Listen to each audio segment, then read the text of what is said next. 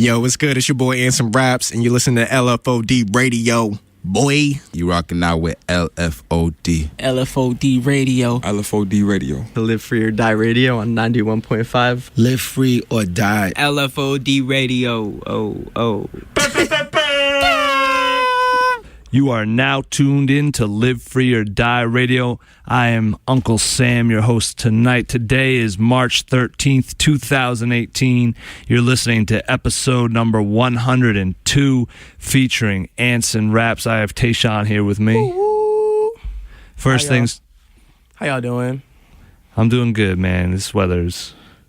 First things first, rest in peace, Craig Mack. Yeah, yo, I just caught that news and I was like, fam, that's insane. Rest in peace, Biggie Smalls. Yeah, man, I was over with Ark earlier and he was like, rappers is 50. It seems like it's really hard to get past that number. Well, just back in the... Well, just like, especially like nowadays, like, didn't we like... We lost Prodigy like last year too. We lost Sean P, Prodigy, Fife, like, yeah. Just mad rappers, yo, and it's crazy, man. There's more than that too. I don't want to act like that's the whole list, but yeah. Oh, no, man, I know. There's way more, but it's just like, that's just like the three that just kind of came to my head right now. You know what I'm saying? Yeah, man. I feel bad. I never got crazy into Craig Mack's catalog besides a few songs, but. Definitely, I mean, Flavor in Your Ear and Juicy happening at once is wild to think back on. Yeah. So rest in peace, condolences to his family, and hopefully, I think Matt Whitlock was talking about it, using it as an opportunity to, dig a little deeper and learn more about him. So, Facts. definitely go check some of the back catalog because it was a little before my time, Yeah, definitely likewise. before your time. Very. Yeah. Very. But I gotta get more hip. I knew of Craig Mack. Honestly, like, if the name doesn't sound familiar, you're not really around the right crowd. Yeah. High key, it's just like I never dug too deep, but honestly. I didn't actually like think that it was gonna come to somebody dying just to be like, hey, let me check out this person's catalog. It's just like, dang. Hey man, Jada said it way back. Dead rappers get better promotion. Yeah, it's unfortunate, but yeah, we'll check it out. And he had an interesting legacy, though. I saw someone, I think Carly Hustle, tweeting about it earlier. She was like, this dude was disrespected by the industry his entire time in it, called ugly, like completely got a raw deal, and then now that he's dead, those same publications are, just clickbaiting his death. Of course.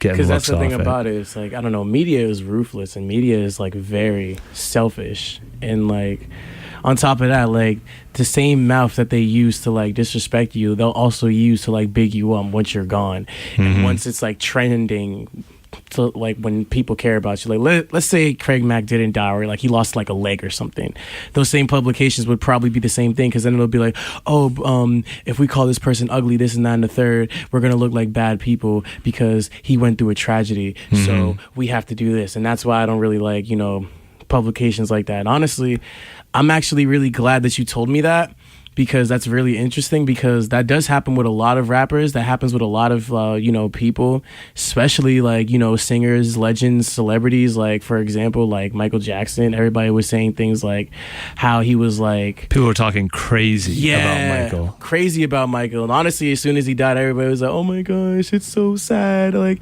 no, like he was such a beautiful soul and he had this. And I'm like, but you were calling him a child molester like 2 weeks in advance. And honestly...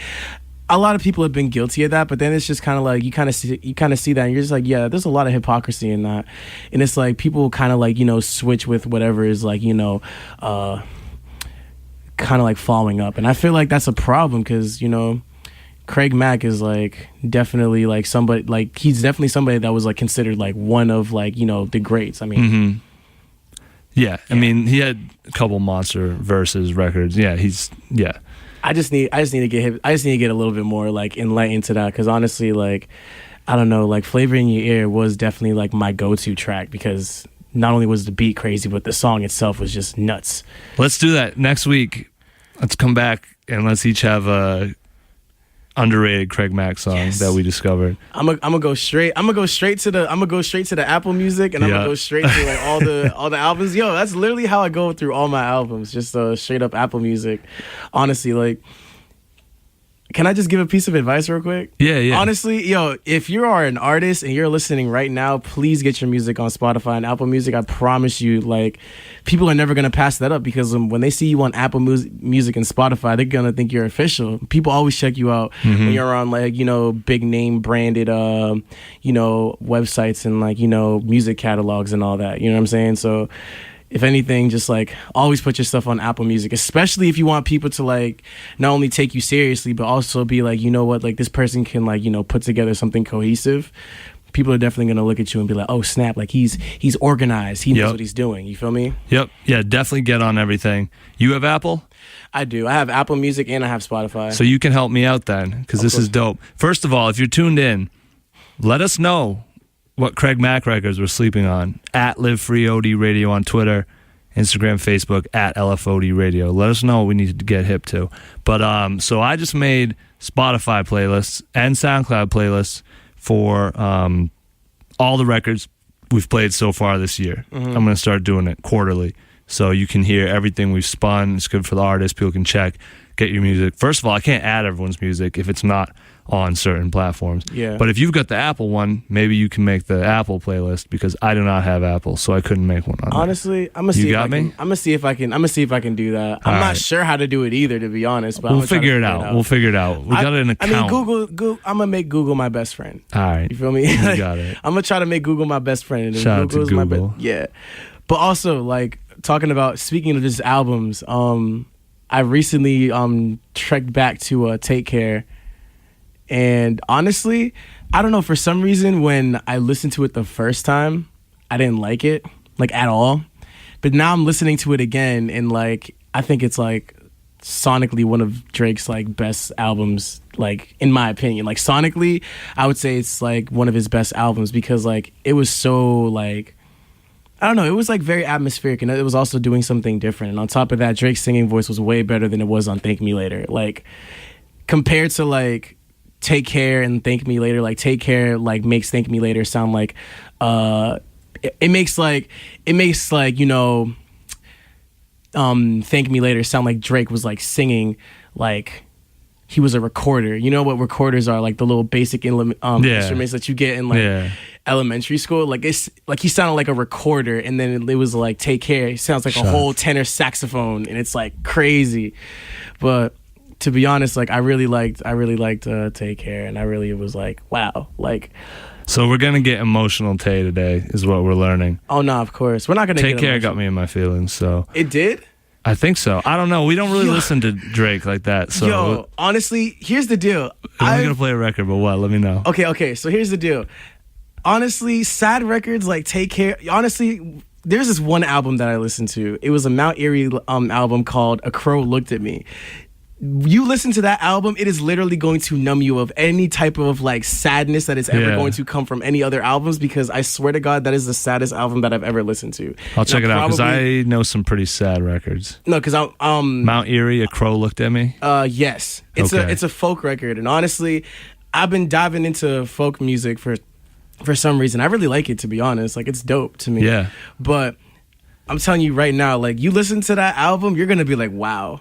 You're just gonna look at it like it ruined my whole day. I'll check it out. You ever listen to Tom Waits? Nah. Tom Waits will put you in a gutter real quick. All right, we're gonna play some records. We're gonna be on Anson Raps. Can't wait to talk to him. Amanda's been chilling backstage the last few shows, so it's been dope. Getting ready for this one. Anson's got a lot going on. Multi-talented artist. And first though, for Biggie, March 9th. That was Friday.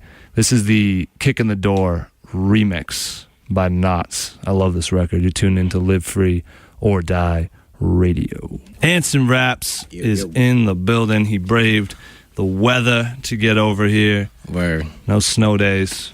No days off. Not at all. Never. Not at all. How you feeling? I'm good, man. Word. I'm really good. I haven't been home since about 9:30 this morning, so I'm kind of afraid to see my car, but I'm ready. Word. So what's up? You don't take days off, do you? You seem like you work pretty hard. Yeah, man. If I'm not working the day job, then I'm rapping or I'm writing or I'm thinking about marketing, writing or rapping or drawing or something. It all relates. That's what I tell myself. It all relates. So, if I get sidetracked with a side project, it usually comes back to like the main story eventually. Yeah. Yeah. Yeah, you do a little bit of everything for sure. Word. I dig. Like, you do like photography and like painting and stuff. I didn't even know you did that type of stuff, dude. Yeah. I went to school for fine arts. Went to Framingham State, studio illustration. I actually just met up with one of my drawing teachers in New York. I was checking out some art out there. But yeah, it used to be like a thing that I kind of kept separate from the music. Yeah. Now it's kind of like, how do I see the relationships between both of the two? Because the rap sometimes they're a different kind of expression, but then if you look at the art, you're like, oh snap! Like I thought he was like this because I heard the song, but it's like this. So I think having multiple things keeps you like centered in this industry, because a lot of people expect what you were when you're growing. So you could, you can grow in different ways. So I try to keep the art like right next door, It's dope to be able to do your own covers, your own flyers, stuff like that as well. I mean, you always want to, put together a collective and support the people around you if you can. But if you can do it yourself, it adds that extra layer to it, where it's really personal. Yeah, and even if it's not directly you, I really like the fact that I could talk to a photographer from like their perspective, and I might have an idea like, yo, could you light me this way or whatever, and this is the concept, but that's what they do too, so they can say like, oh, that's good, but what about this? And usually the product is like is really good, because that's my focus at all points. It's like what is the greatest product, and not even in terms of selling anything, just kind of like, what is the art? You know what I mean? Like, that's what's gonna stay at the end of the day. You know what I mean? Like 50 years from now, that's all you're gonna have on me, because I'm gonna be an old dude chilling somewhere on some beach. So someone is calling us. Did you put the number out there? Should we find out who it is? Yeah. Or Hello? You're on the air. I see. Hey, I just want to say I think you're doing a great job. I really love your show. I listen every week. Hey, thank you. I really appreciate that. What's your name? Seti Zoo. Oh, Seti. What's happening, Seti? Hey, you got to buzz this door down here, because I ain't getting in any other way. You're here. In the window. Oh, man. Seti's unbelievable. All right, we'll come get you, Seti. 1 second. We got to finish this interview with Anson Raps. Does someone want to let Seti in? I'll go. Thank you, Amanda. Wait, you need the key card. Full of surprises. This is what happens when people know where we are. Word. Shout out to Seti though. But you were saying something important, I felt like. Anyway, so you mentioned products. We'll get into that later. Word. But I'm not surprised to hear you use that word. You have a $sign in your name. Word. Yeah. Being that you're an artist, though, I noticed you moved the $sign from the S in Anson to the S in Raps. Yeah, that was more like a just like a visual thing. So like, when I come up with concepts, I'll be like, yeah, that's dope, and I think of like colors, and just like I'll say it, and I'll be like, I'll pretend like, oh, does it roll off the tongue? I'm like, because my name was AJ at first, and I'm glad you changed that. Yeah, because that's very generic, and if you Google AJ, it's like AJ and Allie, #1 every single time. You know what I mean? And my name is Anson. My dad's name is Anson too, so it was Anson Jr. But most people, I'm the only Anson to know. So like, why not use that to my advantage? So a lot of people have never seen me perform, but they heard of me because they heard the name, and they're just like, oh yeah, I heard that from somewhere. So but the $sign was really me writing it up a bunch of times, and I was like, man, $2 signs or like nah, like $2 sounds too much. I'm like, nah, but at the end that's hard though. You know what I mean? Like too much is never enough, right. especially when it comes to dollar signs. Mm-hmm. Yeah, right at the end of the day, it's about that dollar sign. End of the raps. So, dude, I also saw you running a marathon. Nah, I'm not running a marathon. I mean, like that's a life goal for sure. I ran a half marathon before, and like that was the best shape of my life, and you know, I'm definitely gonna head in that direction for sure, but not this year though. How do you find coming up? What's that? There was one coming up. Oh, there was one coming up. There's one every year. I know, but I'm saying like coming up like. Oh, he said it was a goal of his in the past. You know. But I did have this real fly jacket though. This I seen it at the thrift store. It was like it said the marathon, 1987 Boston, and it was back when Adidas used to do it instead of Reebok. Mm-hmm. But I ended up losing at a party, so I was like, tight. Oh man, that's a bad hit. Yeah. So, how do you find time? Like, do you struggle to budget your time, or do you do a good job with this? It depends. I would say yes and no, cause like so if I have a drawing or something or a painting, I work on it for like a week straight, maybe a month straight, and then it'll sit somewhere, and then I'll like go live life and I'll learn more stuff, and I'll look at it and I'll be like, man, that's kind of whack. I see what I was doing, but that's kind of whack, and I'll draw right over it. So like my pieces could be a whole year process of me just doing that over and over. With songs, it was always just like walk in the studio. You know, I used to live with the people that produce a lot of the music that I have, so they would just be making beats, and it's just on the spot, write it, boom. And I love that. I love that stream of consciousness about my work. But when I started performing, I started realizing like I don't say it the way I write it. You know, and people don't react to everything that I expect them to react to. So I would go back and be like, same way with my drawings, add little marks to it. It'll be like, oh, let me just change this word real quick. So I'm kind of slow, but I think I spend my time in good spaces, because once a product comes out, people that artist gonna last for a long time because it was a lot of thought put into it. You know, yeah, absolutely. Tayshawn, you had a question, right? Nah, not really. I'm always gonna ask this question, man. Like, when are you dropping that? When are you dropping that song, man? He knows what song I'm talking about. Right. Mr. Shake Your Bad Vibe. It's just certain sounds that just like relate to certain weather. You know what I'm saying? Yeah. Definitely like a warmer climate, I'm thinking. For sure. I mean, hopefully after this blizzard, we can see you like warmer weather. Right. It's supposed to be spring next week. I heard next that. Week? Yeah. Oh, that's perfect. That's perfect. Yeah.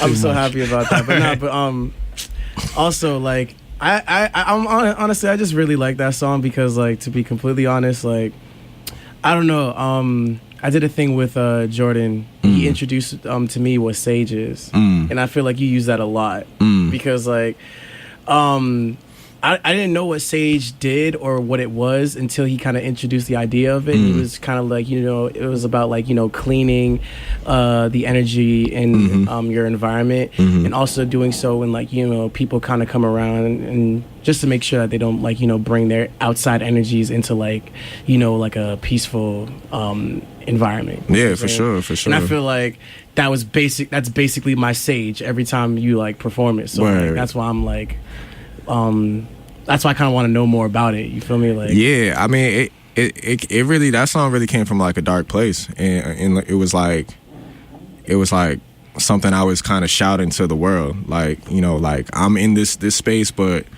like, this space is limited.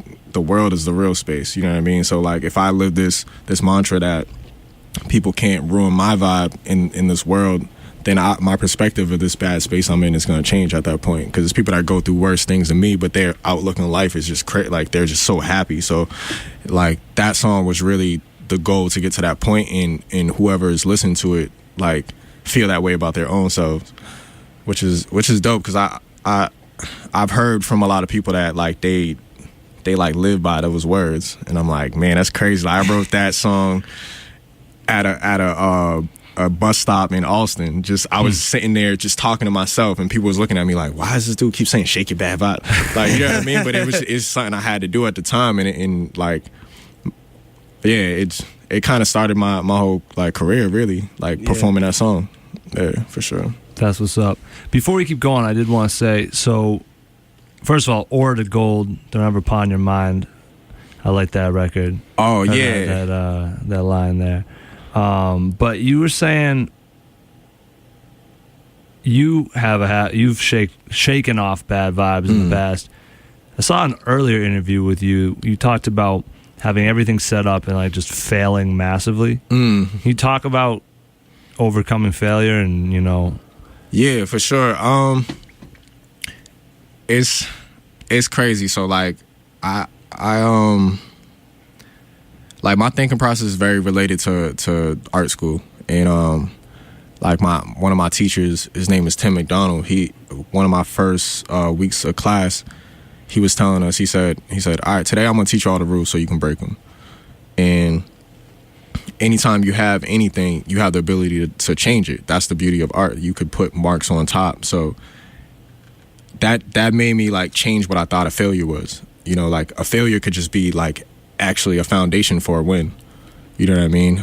It is. Yeah, if you think it's the end of the world, that's when you stop. But if you think you got into this place and now it's the beginning of something greater, you know, just like in art, if you have this beautiful highlight, it's literally next to the darkest point of the picture. That's what makes it a highlight. You analyze light and you believe it's this and you believe this is that. If you don't believe one, then the other one doesn't exist. So I get excited when I'm failing, because I'm like, word, I'm about to figure out something like really, really great. And in a couple years from now, I'm gonna be way more prepared, you know.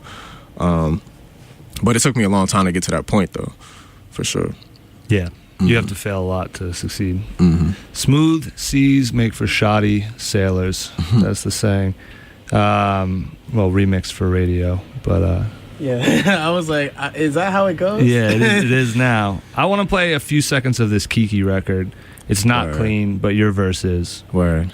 Thank you. You don't really cuss much, actually. Yeah, nah. I started rapping with my brother, and he used to always be like, yo, if you swear, you ain't got no words. You ain't got no words. But when I do swear, it's very intentional. It's like, I'm angry. You know what I mean? For sure. Did you ever watch Curb Your Enthusiasm? Yeah. I always think of the Crazy Eyes Killer episode where he's do you know what I'm talking about? Nah. Oh man, watch it up, or look it up, because Crazy Eyes Killer is talking to Larry, and Larry's just like, use the F word, like it doesn't mean anything. Why don't you say? And he like, I think he has him throw the B word or something, and then it gets back out that like it was Larry's idea to say that. And he's like, just writing wise, like he used the other word too much. It doesn't mean anything. Right. Yeah, when you swear, it should mean something, right? Anyway, also you make Amanda's job easier to get you on the radio. Yeah, exactly. Honestly, like, I'm not gonna lie, I feel like in some cases some people swear to make the simile like kind of like curve better, especially also like to they're good fillers if you need a consonant. Yeah, exactly. So it's like if you want to like you know, keep up the stanzas and like all that type of stuff, like, they're gonna be like F word. Yeah, sometimes you just need one word, and yeah, but to be completely honest, it's just a matter of like how you kind of like exercise that. And pretty much like you'll probably end up finding, like, once you revisit that same type of song, you'll probably end up finding a better, cleaner word than that. You know what I'm saying? Like, unless you need it, unless they really need it told. All right, we're gonna play Kiki. So who's up first on this? First is Kiki D. Okay. Yeah. Shout out to Kiki D. Kiki, me, and then Photo, and Marco Marcel made the beat. Word. Same dude that made Movement. That's what's up. You're tuned in to Live Free or Die Radio. We'll be back with Anson Raps after this. Live Free or Die Radio. Anson Raps in the building. We got Tayshawn with us as well. Hey. Yo, you said your new rhyme book scents smell better than relationships. Yeah. That was a point in time of my life. You know, I have different opinions now. Oh man. All right. Yeah. Well, so it actually made me think of something. How many rhyme books have you gone through? Because you don't have any records out. Word. Yeah. So rhyme books. That's like one of the biggest goals of my life to have 100 rhyme books. Like that's always been like, I only write in rhyme books. So if I'm writing a song, even if I like type it in my phone, I'll copy it in a rhyme book. I currently have 28 rhyme books. My dude. So your stash is crazy. Yeah. The weird thing about me though is like my structure it just changes so much. So like I'll go back and read old stuff and I'm like, how did I say this? You know what I mean? But I'll read the words and I'll be like, wow, I was like a profound like teenager. You know what I mean? I don't know, but yeah, for sure, 100. We going straight to 100. You know, it's crazy because I went into college with 18, and like college was just like every day. Like I had a phase where I had like my sidekick, and I was writing in the sidekick. But once I stopped doing that, it was just like 3 songs a day, 4 songs a day, 5 songs a day. It was like a real addiction when I was like 18, 19, and like nowadays, I feel like I'm a better writer, but I'm really trying to get back to that confidence because you couldn't tell me nothing. I was the best rapper ever. Like Jay-Z, Kanye, all them. I'm better than you. You know what I'm saying? Like that's how I felt back then when I was like 19, 20. You might have more rhyme books than Kanye now. So, but this makes me. I have a lot of questions about your strategy.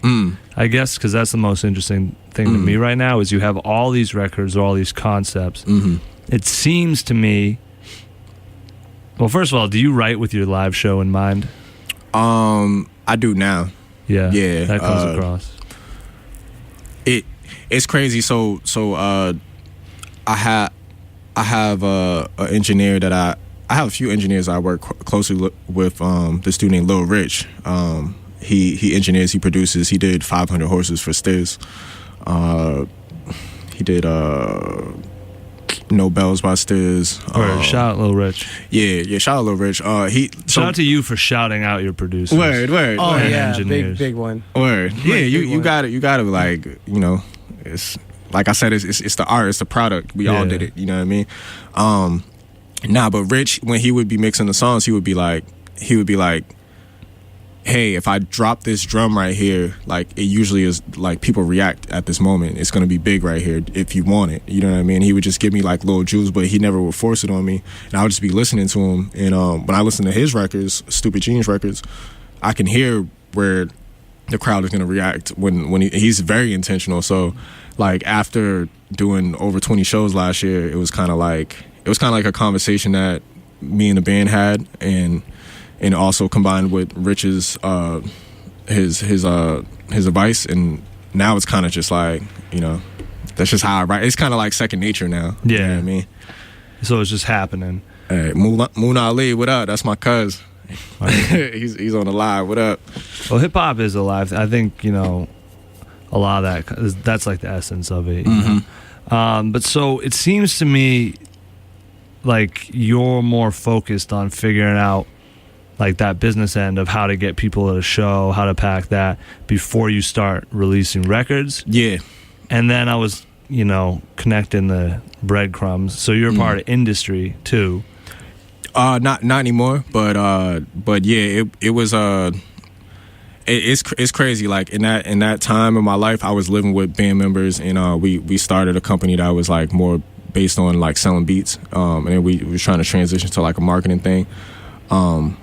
It didn't work out for me personally, but that time allowed me to study the business not as an artist. Like I was just purely just trying to like get my business off the ground. And when I was doing that, I was seeing, it's like 4 years ago, and at that time I figured like, man, I know how to write a song, but I wasn't really working on my music. But studying the business, it kind of like got me more excited about it, because I saw how music was changing and what like a digital royalty actually means for an artist, you know. And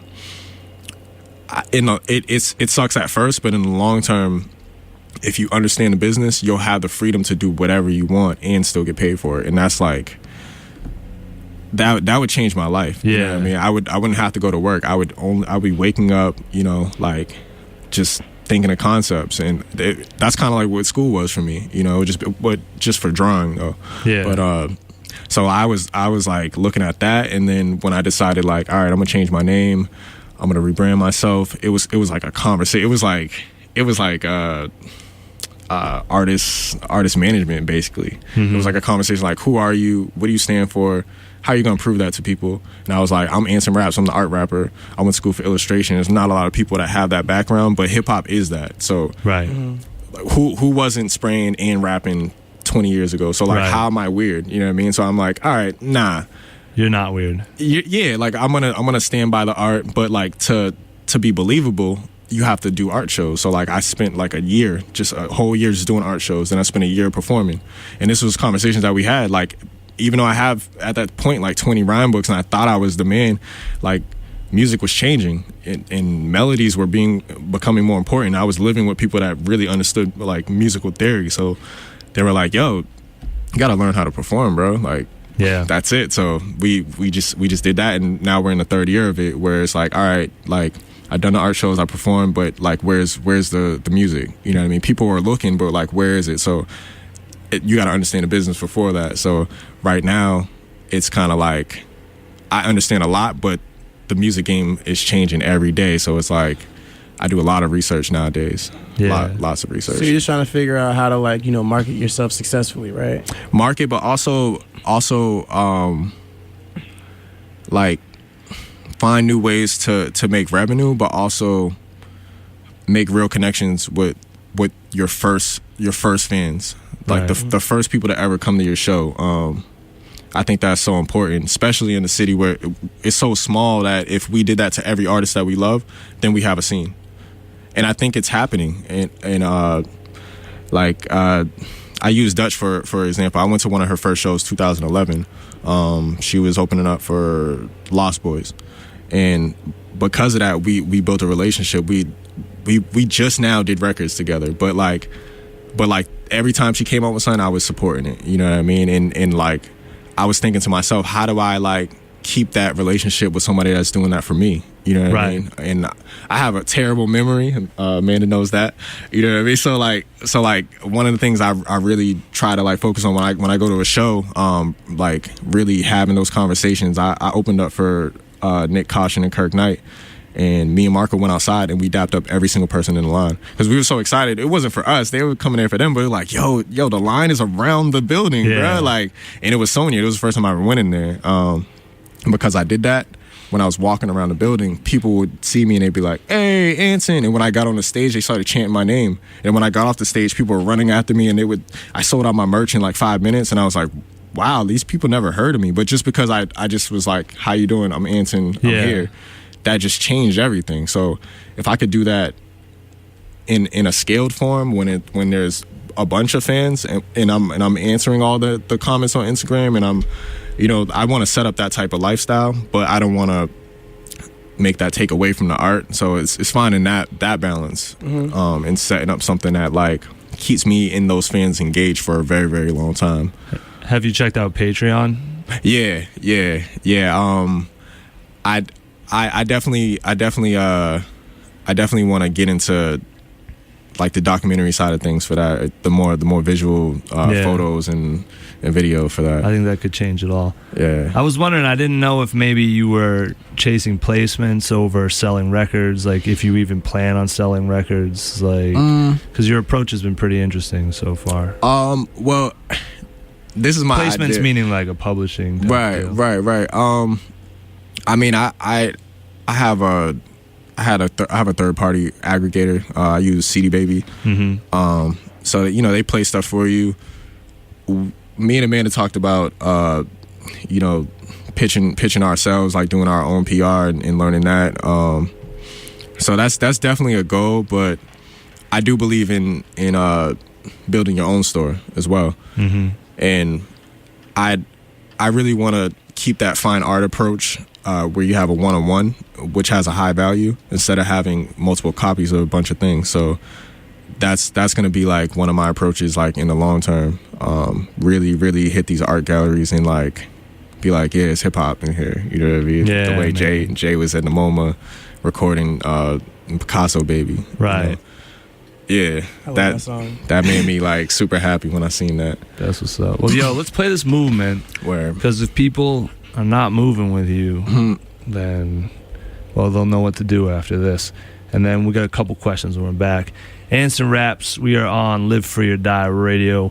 We'll be back after this. This record is called Movement. It's the only one you can listen to on your own at home. Type in Anson Raps. Otherwise, you got to tune in here because we got them on the hard drives. Got all of them. All of them. Not all 28. Yo, what does Live Free or Die mean to you? Ultimate expression.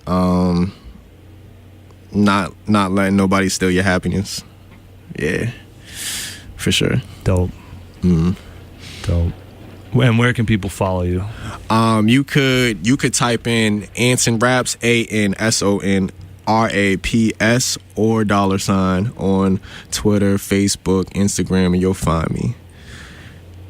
Hey, shout out to my mom. She watching the interview too. She just shared it. Yes, that's what's up. She said, "Hey, baby boy. Hey, baby girl." Shout out to my mom. That's what's up, man. So Movement may or may not have a video. Oh yeah, Movement's definitely gonna be a visual experience. I think y'all gonna like it.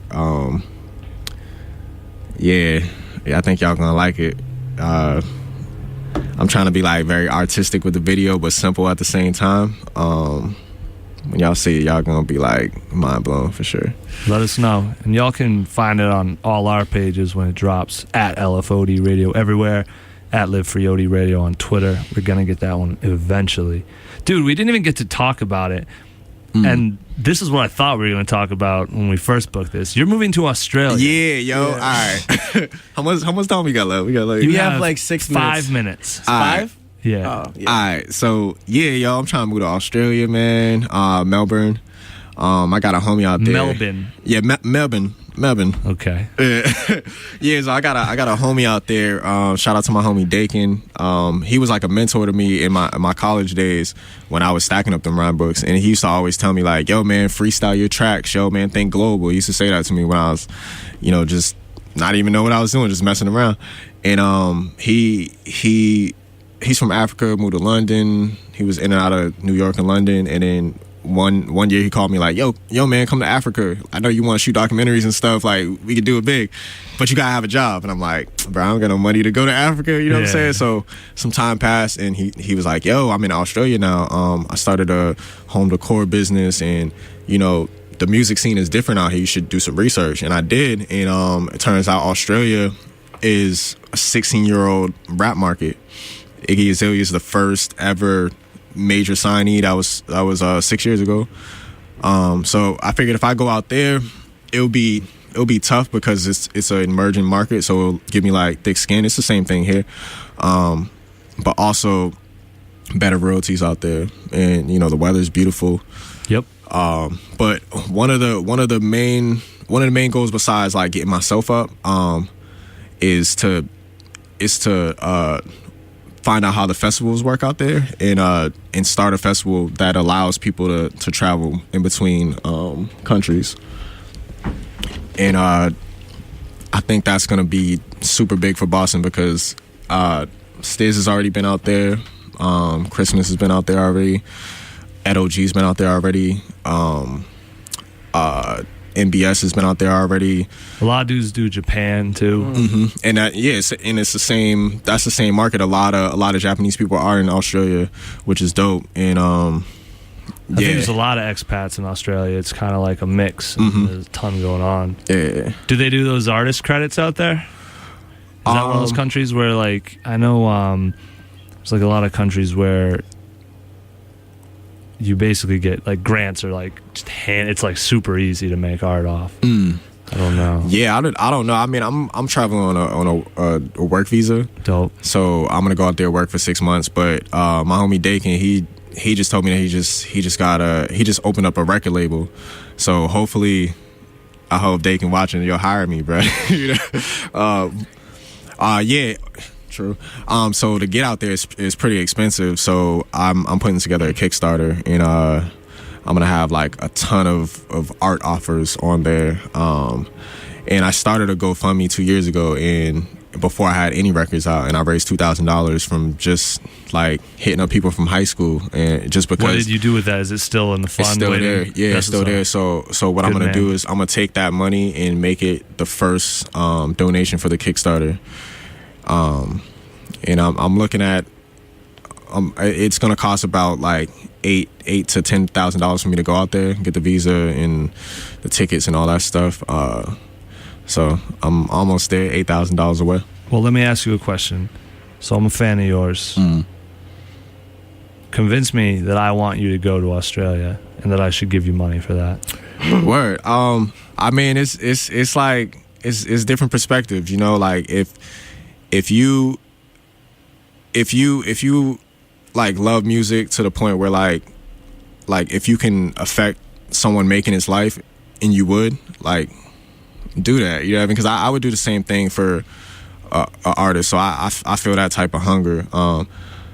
And also the music is better.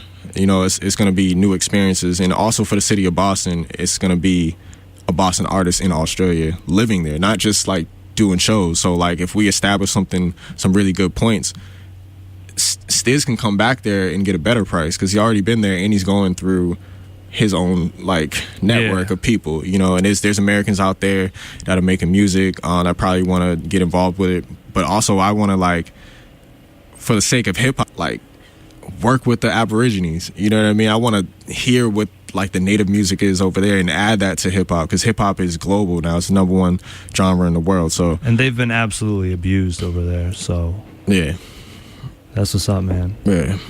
Yo, we're gonna do a festival in Australia. That's all I heard. You know. Word. Yeah, festival Australia and mad dope songs, yeah. Yeah. No, dude, that's dope, man, and that's cool the way you put it. I'm glad you had an answer for that, because it's kind of like, yo, I like seeing this guy perform, and now he's like, hey, but help me leave, you know? So yeah, I mean, the goal is to come back. The goal is to come back. And I encourage artists that are just starting out to look into leaving, because nah, for real. Boston. Nah. That's facts. Because if you have more experiences, you have better songs to write. And also like America needs to understand that they need to pay artists performance royalties. You know what I mean? Like no offense, but the radio station sued the government, and like because of that, I didn't like, do it. Cool. Yeah, nah. But because of that, people are not getting paid like real royalties. You know, in countries like Australia, who's not as famous as America, is doing it. So if we get bigger artists in those markets, then I feel like the balance of the way we're getting paid in music can change, because there will be more people to like talk smack. You know what I mean? If we got a Taylor Swift out there the same way she complained about her royalty situation, then we can change music for real. You know what I mean? And I'm with it.